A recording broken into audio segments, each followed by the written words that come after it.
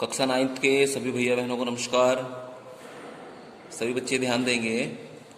आज हम लोगों का ज्योग्राफी में चैप्टर भारत आकार और स्थिति, इसका रिवीजन होना है। इससे पहले भी आपको एक वीडियो और पीडीएफ इसके रिवीजन की भेज दी गई थी। आज इसमें हम प्रश्न देखते हैं। प्रश्न, कर्क रेखा से क्या तात्पर्य है?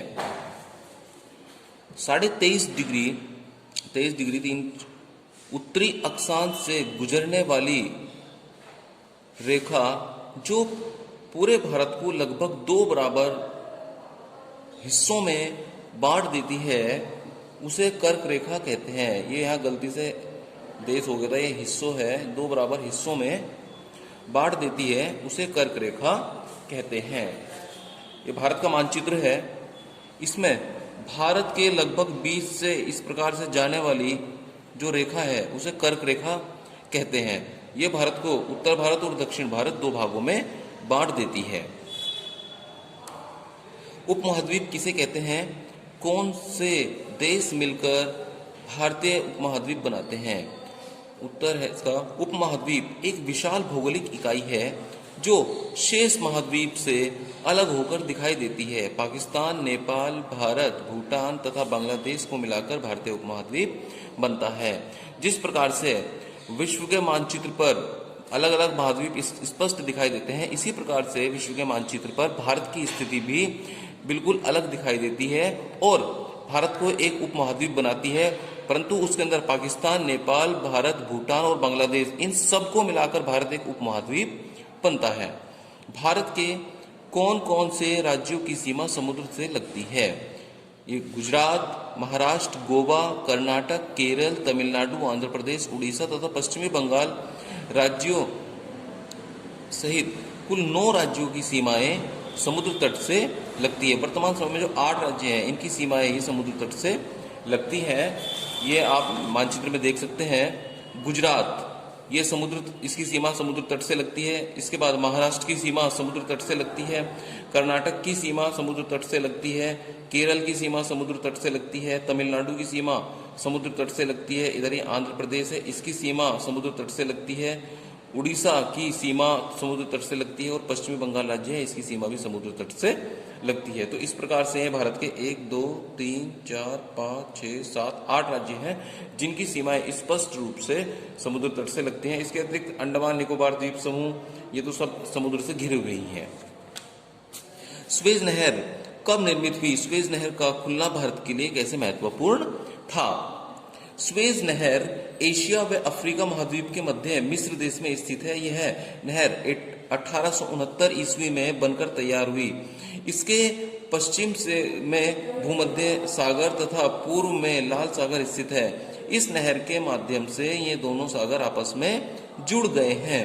इस नहर के बनने से यूरोप और भारत के मध्य लगभग 7000 किलोमीटर की दूरी कम हो गई है तथा व्यापार में वृद्धि हुई है।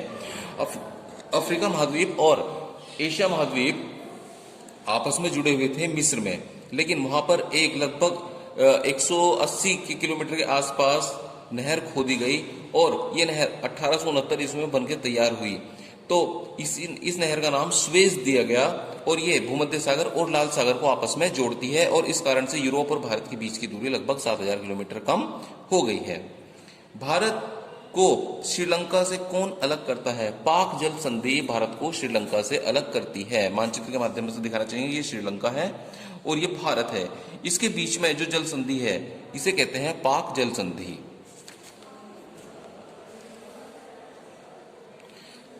साढ़े 82 डिग्री का महत्व बताइए अथवा भारत का मानक समय क्या है? 82.5 डिग्री पूर्वी अक्षांश रेखा को भारत का मानक समय कहते हैं। यह रेखा इलाहाबाद के पास नैनी नामक स्थान से गुजरती है। इस रेखा के माध्यम से भारत का समय निश्चित होता है। भारत का समय ब्रिटेन से 5.5 घंटे आगे है। इस रेखा के माध्यम से भारत के समय को निश्चित किया जाता है। नेक्स्ट है, प्रधान मध्याह्न रेखा अथवा ग्रीनविच रेखा किसे कहते हैं? 0 डिग्री देशांतर रेखा को प्रधान मध्याह्न रेखा अथवा ग्रीनविच रेखा कहते हैं। यह रेखा लंदन के ग्रीनविच स्थान से गुजरती है। भारत का आकार और स्थिति का वर्णन कीजिए। भारत दक्षिण पूर्वी एशिया का एक महत्वपूर्ण देश है। क्षेत्रफल की दृष्टि से यह विश्व में 7वां स्थान रखता है, 7वां महत्वपूर्ण देश है, जिसका अक्षांशीय विस्तार 8 डिग्री 4 इंच उत्तर से 37 डिग्री 6 इंच उत्तरी अक्षांश तथा 68 डिग्री 7 इंच पूर्वी से 97 डिग्री 25 पूर्वी देशांतर तक है। 23 डिग्री 30 इंच उत्तरी अक्षांश कर्क रेखा के रूप में इसे 2 भागों में बांटती है। भारत का क्षेत्रफल 32,87,263 वर्ग किलोमीटर का है।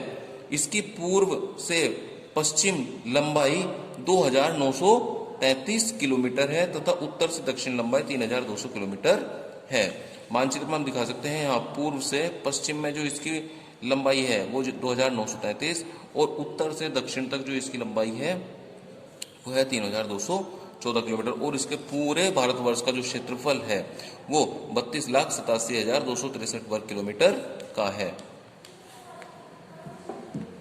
इसकी समुद्र तटीय लंबाई 7,516.6 किलोमीटर। इसके उत्तर में हिमालय पर्वत स्थित है, इसके अरब सागर इसके पश्चिम में और पूर्व में बंगाल की खाड़ी स्थित है। दक्षिण में हिंद महासागर स्थित है। अफगानिस्तान, पाकिस्तान, भूटान, नेपाल, चीन, बांग्लादेश, म्यांमार, श्रीलंका व मालदीव इसके पड़ोसी देश हैं। इसमें ये भारत की जो समुद्र तटीय लंबाई है ये और अंडमान निकोबार द्वीप समूह इन सभी तक इसकी 7,516 किलोमीटर इसकी लंबाई में है। भारत के पूर्व दिशा में बंगाल की खाड़ी स्थित है और भारत के पश्चिम में अरब सागर स्थित है। इसी प्रकार से भारत के दक्षिण में हिंद महासागर स्थित है। भारत के जो पड़ोसी देश हैं इसके सबसे उत्तर पूर्व में अफगानिस्तान, भारत से इसकी सीमाएं लगती हैं। इसके बाद पाकिस्तान की सीमा भारत से लगती है, चीन की सीमा भारत से लगती है, नेपाल की सीमा भारत से लगती है, भूटान की सीमा भारत से लगती है, म्यांमार की सीमा भारत से लगती है और बांग्लादेश की सीमा भी भारत से लगती है। इसके साथ ही यहाँ पे मालदीव जो है भारत के सबसे निकटतम देशों में से एक है। तो इस प्रकार से यह भारत की भौगोलिक स्थिति का वर्णन किया गया है।